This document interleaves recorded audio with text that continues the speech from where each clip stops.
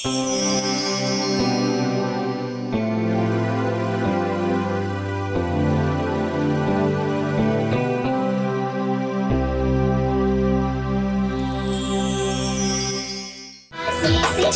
मैया के आशीष, छठी मैया के। पार्वती दीदी,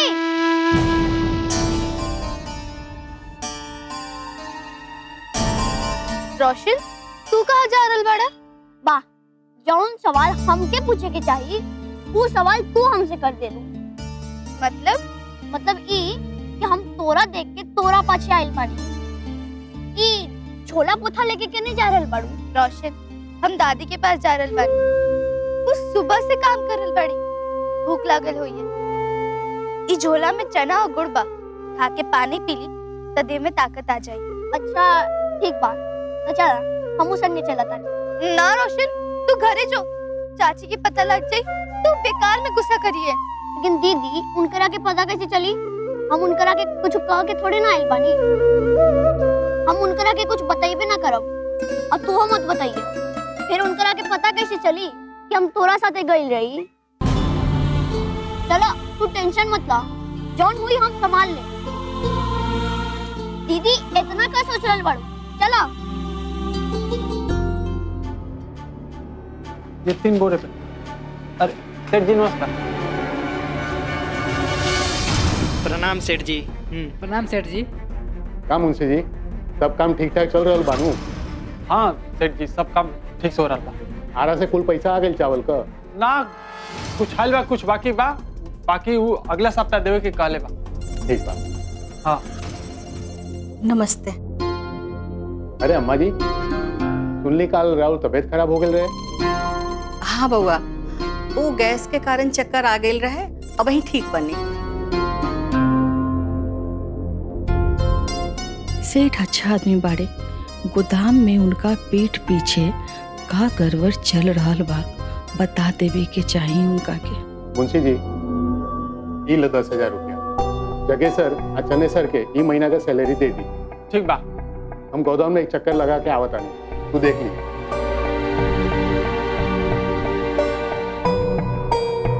देखा, हम सेठ जी के साथ ही जाता नहीं, कुछ बात भी करे एक बार आके तू लोग को सैलरी देते हैं। ठीक बा? ठीक बा। ठीक बा।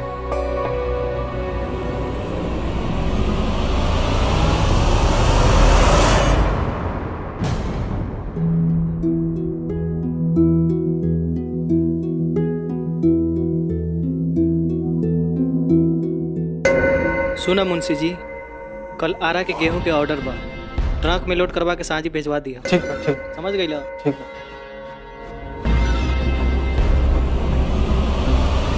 अरे यहाँ पैसा रखला नहीं, पैसा क्या हो गई?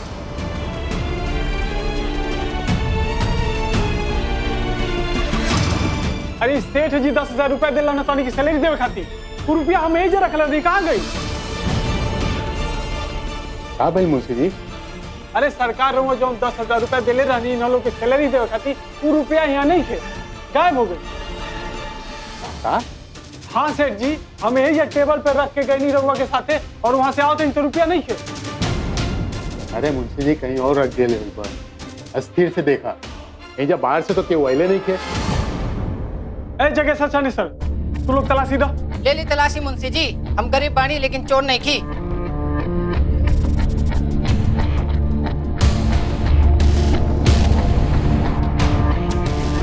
हम लोग तलाशी ले ली मुंशी जी।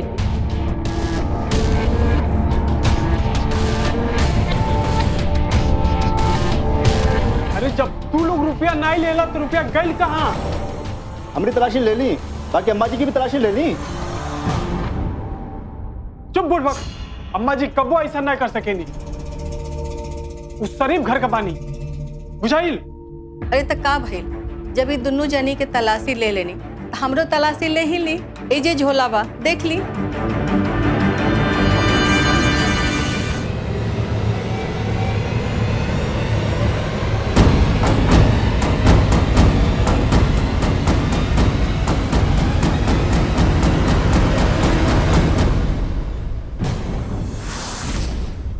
अरे ये क्या, रुपया ही झोरा में?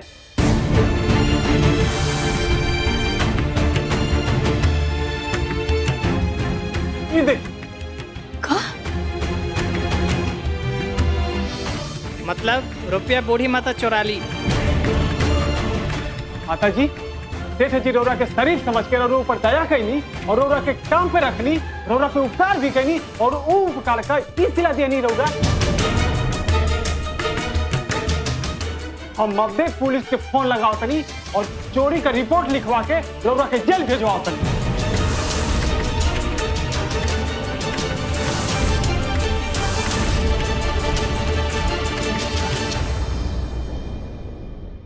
ना, ये झूठ बा।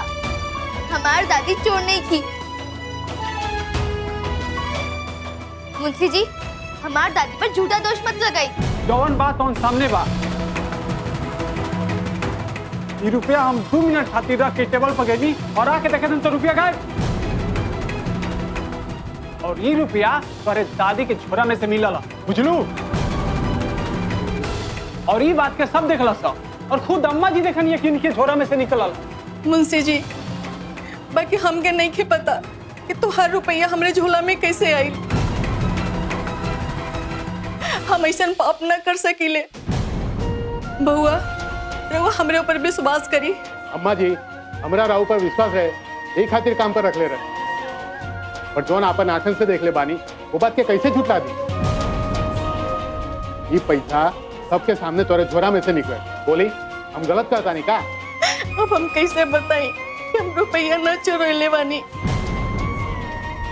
अम्मा जी, जाए दी, हम ये बात के यहाँ खत्म करता नहीं। मुंशी जी, रुपया मिल गल बाना, पुलिस के मत बुलाएंगे।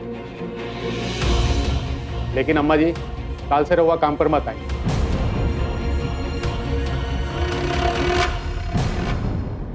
बउआ, हमार बात सुनी, हमरे बात पर भरोसा करी। हम ऐसा काम ना करेनी है। हमरा काम से ना निकाली, हमरा काम के बहुत जरूरी बा। बुआ जी,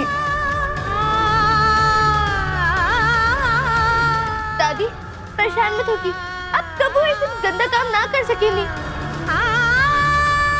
जरूर रवा की क्यों फसवले बा। ये सब जरूर केकरो के चाल बा। रवा के काम से निकलवावे खातिर। ए बुच्ची, का बोल रहल बालू? तोहार का नाम बाकी तोरी दादी अम्मा के हम फसौले बानी। ये हमके नहीं के पता कि ये सब की का षड्यंत्र बा। ताकि हम जानी ले कि हमार दादी कबू ऐसे गंदा काम ना कर सकीले। देखा, जवन भी फाइल बा तोहरा दादी के सामने भइल बा, बुझलू? पूछा अपनी दादी से। मुंशी जी, हम दादी के तो से ज्यादा जानी ले। हमार दादी चोर नहीं की।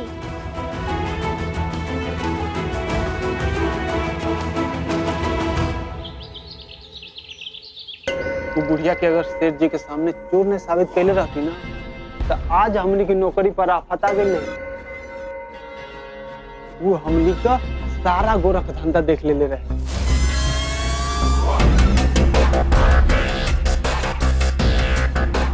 ये तो गलत काम हो रहा बा।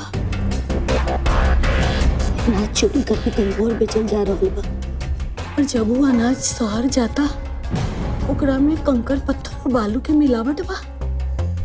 इससे तो सेठ जी के नुकसान भी हुई और उनका नाम भी खराब हो जाए बाजार में। ये मुंशिया तो बड़ा गड़बड़ आदमी बा। ओकरा बाद हम बुढ़िया के इहो बात सुन लेनी कि उस सेठ जी के सारा बात बता दे। एक खातिर वो बतावे, ओकरा से पहले हम ओके फंसावे खातिर परपंच रच दे। हमरा के एक बात समझ में ना आई कि टेबल पर रखल रुपया वो बुढ़िया की झोरी में गिरा कैसे? अरे रुपया का गोड़ होला, हाथ होला, पंख होला ओकर कि उड़ के आ जाए, चली के झोरा में घुस गई। लेकिन फिर सवाल बा कि झोरा से रुपया निकलल कैसे? अरे बुड़बक, बुढ़िया के झोरा में वो रुपया हम रखले रहनी। हम गोदाम का एक चक्कर लगा क्या होता है, तू देख ली। चिंता तो सुना, हम सेठ जी के साथ ही जाते नहीं, कुछ बात भी करे एक बार, आके तू लोगों से ले लेते हैं। और हमनी का भंडा फोड़े के सोचते रह गई और हम उन्हीं का भंडा फोड़ दे। मुंशी जी, रउआ बड़ी तेज चीज बानी। अच्छा सुनो जा, ये बात केकरो के पता ना चलेगा। मुंशी जी सवाल ना उठे। ठीक बा, अब तू दोनों घरे जा और ठीक रात का 10 बजे गोदाम पाजी। हाँ ठीक बा? ठीक बा मुंशी। ठीक बा, जा चलो।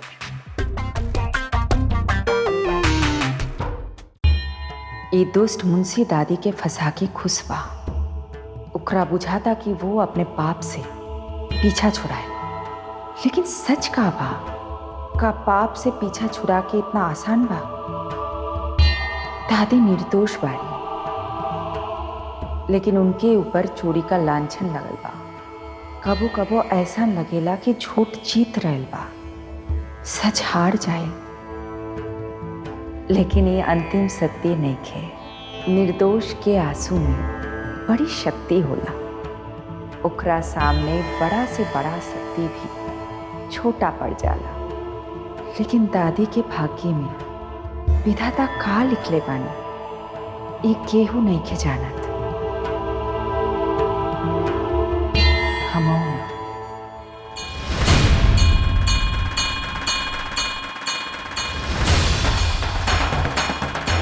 ये पैसा सबके सामने तोरे झोरा में से निकले। अब हम कैसे बताएं कि हम रुपया न चुरैले बानी। हम ये बात के यहाँ खत्म करता नहीं, लेकिन अम्मा जी काल से रहुआ काम पर मत आए। हमरा खाली पैसा से मतलब बा। पैसा खत्म, रिश्ता खत्म।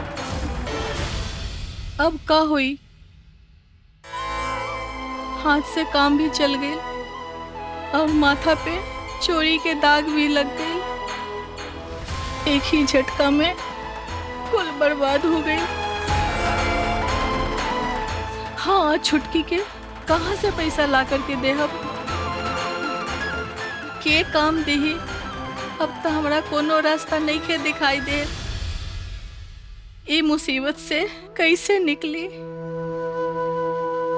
छुटकी तो बिना पैसा ले ले मानी न, और ना देम पैसा तो फिर वो झगड़ा करी, अलग होए खातिर जिद करे लगी और वो कला शुरू कर दी। हे भगवान, क्या करी हम? दादी चाची के कैसे पैसा दियाई? अब पैसा के इंतजाम ना भइल तो कैसे मनावल जाई? चाची का करिए का ना, ये सब बात के चिंता बा। अभी हमार सबसे बड़ा चिंता तो ई बा कि रवा ऊपर लगल चोरी के इल्जाम कैसे हटावल जाई। अभी तो बस ई पता करे के बा कि राव झोला में पैसा के रखलस, तोहरा बदनाम करे के पीछे के बा। ओकर भांडा कैसे फुरल जाई, हम ई सोच रहल बानी। दादी तोरा केकरो ऊपर शक बा? ये सब खेल के कैले हुई? ना बेटा ना, हम झोरा में पैसा रखाई केकरो ना देख ली तो हम केकरो ऊपर कैसे शक करी? हम तो बस सिर्फ इतना जानी ले कि हम बेकसूर बानी, हमरा फंसावल गइल बा। दादी लेकिन जे भी फंसवले की चाल चल ले बा, ओकरा जरूर तोरा से कोनो दुश्मनी हुई। ई बताई ओइजा गोदाम में केकरो से झगड़ा भेल का? ना, ऐसन तो कोनो बात ना भइल रहे। फिर के फंसवले हुई? दादी गोदाम में जा रहा काम करत रहे, ओइजा बाहर के भी आदमी आयल रहे। बाहर के आदमी ना, ओइजा तो सिर्फ स्टाफ आवेला जावेला। एकर मतलब ई बा कि केहू स्टाफे में से बा। दादी याद करी केहू सकेला? कि एकर नाम बताई, हम केहू के देखबे न कहीं नहीं तो ओकरा में केकरा मन में का बा वो हम कैसे बताई? दादी तोहर केकरो से झगड़ा ना भेल, तोरा केकर ऊपर संदेह नहीं खे? ठीक बा। अच्छा दादी अब एगो बात और ही बतावा, का हुआ कोनो गलत काम होत रहे? गलत काम? हाँ दादी याद करी। देखा, अगर हमारा पीछे ऐसा ही लागल रहा जिंदगी भर तो ऐश करवा जा। रउआ चिंता मत करी मुंशी जी, न जाने कितना मन अनाज यहाँ से निकाल के ओकरा बदला में कंकर पत्थर बालू भर चुकल बानी जा। हाँ भैया, सेठ जी के स्वर्गवासी बाबूजी के भी कुछ पता ना चली। हाँ याद आ गई। का दादी, कौन गलत काम होत रहे? मुंशी अपन आदमी के साथ मिलके सेठ जी के धोखा देते रहे। धोखा? कैसन धोखा? अनाज के बोरी में से थोड़ा थोड़ा अनाज निकाल करके आ जाने दारो उतने वजन के आकर पत्थर आ बालुओं में भरत रहे। का? हाँ, हम अपन आँखी से देख ले बानी। हम सोचले रही ई बात हम सेठ जी के बताई, लेकिन हमरे ऊपर चोरी के इल्जाम लाग गई। हम सब भूल गई नहीं। तो ई बात बा, जन बदमाश तोड़ के फसवले बा, ई घटना के भीतर छुपल बा। अच्छा दादी, रवा ई बात केहू और के बतावले रहलू? ना बेटा ना, हम केहू से ना बता पौली। हम सोचनी सीधा सेठे जी के बताई। तो एकर मतलब बा वो आदमी के पता चल गेल रहे कि रवा ओकरा चोरी करते देख ले बानी। और कहीं सेठ जी के ना बता दी, ऐसे तोरा बोले से पहले वो तोरा के चोरी के इल्जाम में फंसा देलस। मुंशी आ ओकर आदमी के का पता चल गेल रहे कि रवा ओके चोरी करते देख ले बानी, ओकर मिलावट करे देख ले बानी। लेकिन हम तक केहू से न बोलली। हाँ, कोई घड़ी कोई हमरा के देख ले होई तो हम ही ना कह सकीले। दादी, अब हमरा ये बात समझ में आ गेल बा कि तोरा फसावे के पीछे कारण का बा। बस इतना पता करे के बा कि तोहरा झोला में पैसा के रखलस। अच्छा दादी, एक बात और ही बताई ना, उस समय गोदाम में रवा अलावा 3 और ही आदमी रहे नु? हाँ हाँ, एगो मुंशी आ 2 गो मजदूर।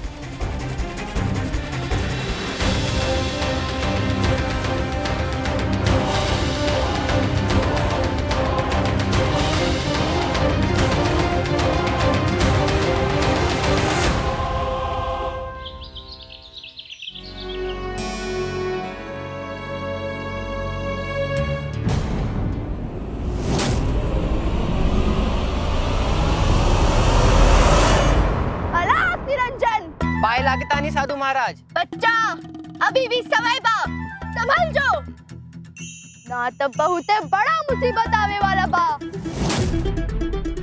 घोर संकट। घोर संकट? हाँ, घोर संकट। हमरा के साफ साफ दिखाई दे रहल बा कि तोरा सर पर भारी संकट मंडरा रहल बा। कोनो भी समय पे वो तोरा के पकड़ ली, जकड़ ली। साधु बाबा, हम गरीब आदमी बानी, मेहनत मजूरी करके मुश्किल से अपना घर चलावतानी। कौनो न कौनो मुसीबत तो हमेशा घेरे ले रहेला। अब रउआ बताई कौन मुसीबत आवे वाला बा? हम जौन प्रश्न करब, अगर ओकर तू साथ जवाब देबे, तब आवे वाला मुसीबत के बारे में बता सकीला और उस मुसीबत से बचे के उपाय भी बताई। बोल, मंजूर बा? मंजूर बा बाबा, हमरा के मुसीबत से बचा ली। हम गरीब आदमी बानी। गरीब आदमी के हमेशा सच के राह पर चले के चाहिए, तबे भगवान ओकर साथ देलन। हमार सिद्धि की शक्ति बता रहल बा कि तू अपना राह से भटक गइल बाड़े। ये बात सच है कि झूठ? बोल। अगर सच बोल देबे तो हम मुसीबत के टाल देब, ना तो के केहू न बचा पाई। समझ ले, भगवान तो के को मौका देले बाड़न। तोहर करने के फल केहू निर्दोष के झोला में रखा गइल बा। याद कर, तोरा वजह से कोनो निर्दोष पर दोष लागल बा।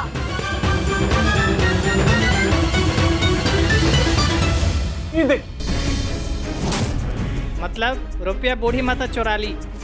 थोड़ा सा रुपया निकलल कैसे? अरे बुढ़बा, बुढ़िया के झोरा में रुपया हम रखले रहनी। क्षमा बाबा, क्षमा। हम कुछो न कहनी, हम निर्दोष बानी। झोरा में रुपया तो मुंशी जी रखले रहले। बेचारी बुढ़िया के फसावे खाते। लेकिन पाप के छीटा तोरे ऊपर आइल बा। सब तोरा सामने भइलू। जी बाबा, हम गरीब आदमी बानी। अगर मुंशी के कहना ना मानब तो हमें काम से निकाल दिए। गांव में मुश्किल से तो काम मिलेला बाबा। मुंशी के नाराज ना कर सकेला। मुंशी के नाराज होके से तो तू रोक ले ले, लेकिन अब मैं नाराज हो गई बाड़ी। बहुत बड़ा मुसीबत आवे वाला बा, आज या कल में। बाबा बाबा हमको बचा ले, बाबा हमको बचा ले बाबा। ठीक बा उठ, तोरा के हम बचा ले। नजदीक आओ।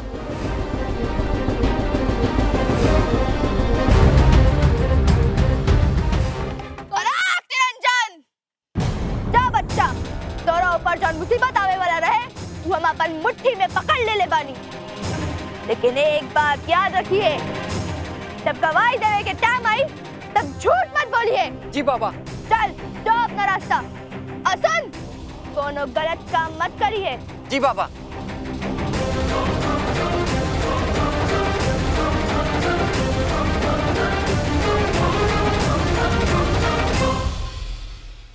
दीदी तो फॉर्मूला 440 तक काम कर गए, एक के धक्का में सारा सच सामने आ गई। चलो पुलिस स्टेशन चलल जाओ, सारा कहानी पुलिस के बता दिया जाओ, तब पुलिस अपन काम कर ली। ना रोशन, अभी ना, अभी औरी सबूत की जरूरत हुई। औरी सबूत? अच्छा तो आगे क्या करे के बा?